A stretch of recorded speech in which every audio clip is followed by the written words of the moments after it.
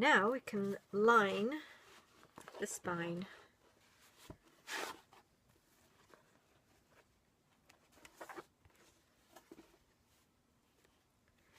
Make sure the boards are all the way up to the edge.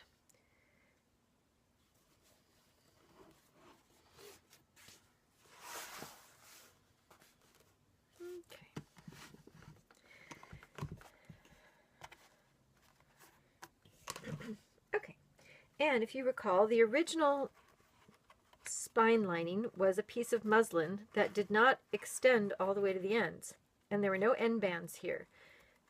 There might be end bands on another book you're working on, and so you would have to replace those. But for this one, I'm actually going to show you a different method, and when I'm doing this these days, I would actually extend this all the way and then just trim it back and then in at an angle, because I think that supporting the entire thing is a good idea. Oh, actually, because there seemed to be plenty of room, I think I will use the muslin instead of the mull. The muslin's a little thicker, but it's also stronger and will make for a longer lasting hinge in the long run. So go ahead and do that.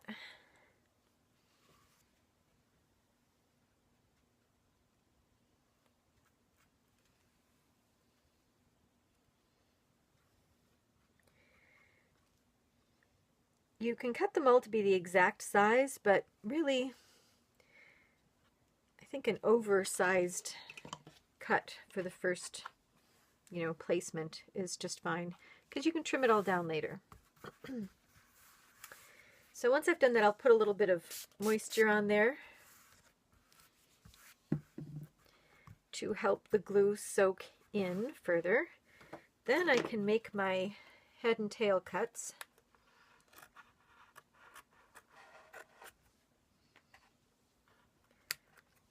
Since they're now going to be precise,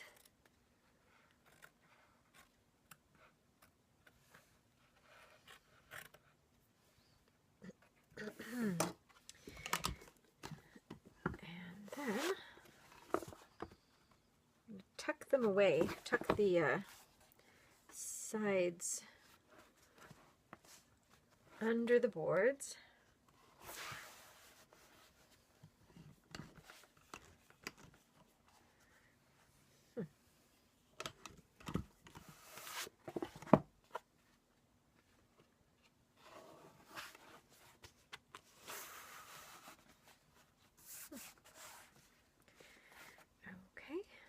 Good.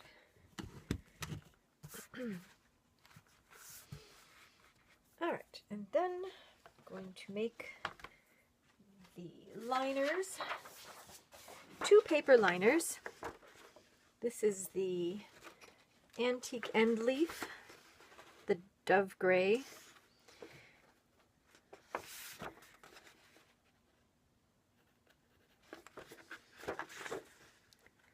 And I'm just going to cut 2 exactly the same. All right. And these get glued out as well. They're not using paste on these liners.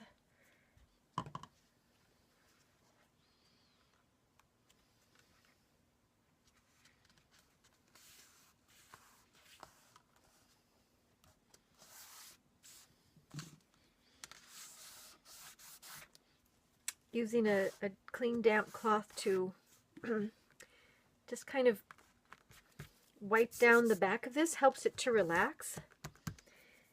Ideally, you would let this one dry completely before you would put the next one on. It can be hard to, wait all that time in between, but it is definitely better to do that.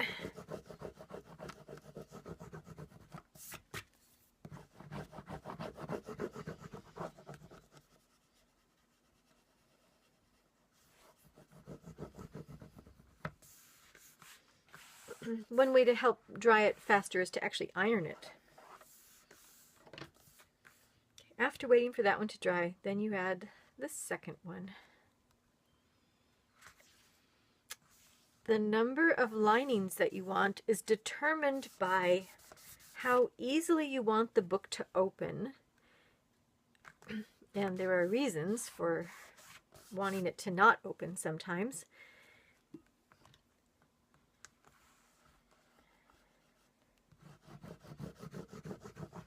Because the more linings you put on the back, the harder it is to open it all the way to the middle of the book.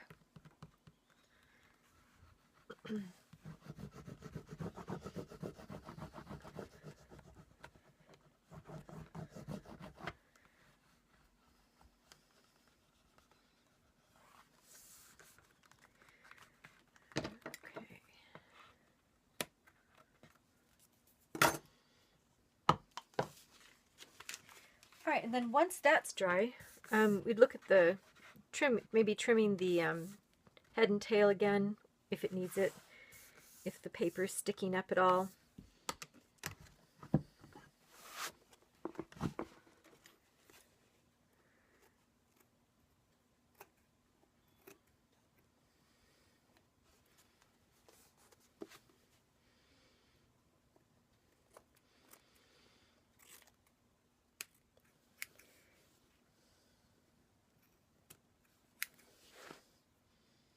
Okay, and then I'm just trimming the muslin down so that it won't stick up over the hinges that I've just put on there. We don't want it to show. There we go. And these two things should be stair-stepped, which they are. One is shorter than the other. They shouldn't line up perfectly. These ones may be a little, you know, that's maybe too much of a stair-step, so I might trim off a little bit to make it closer together. But the ultimate, oh, well, that too much one, not enough of the other. Okay. The ultimate measurement for this, though, is whether or not it's going to fit into the book. So you have to look at it in relationship to the book.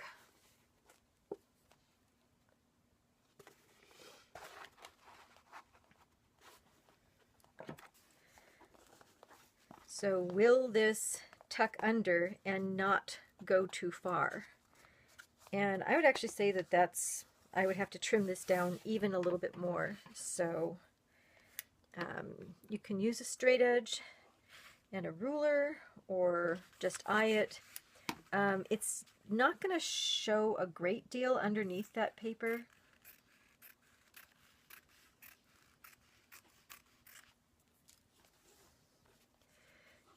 So whether or not it's perfectly straight or whatever, it's just something to, you know, whatever you think.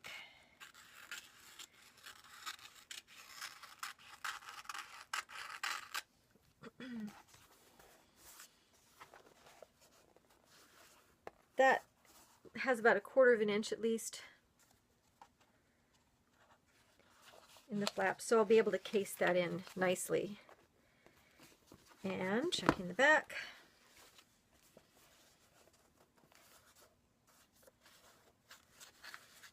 Yeah, it's like you don't want it to run into that edge at all. It can't, because if it does, it's going to wind up leaving a lump. So this has to get cut down a bit shorter.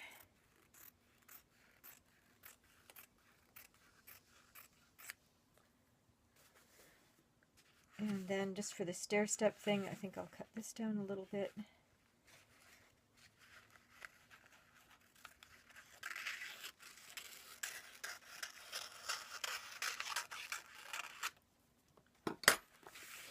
Okay. There.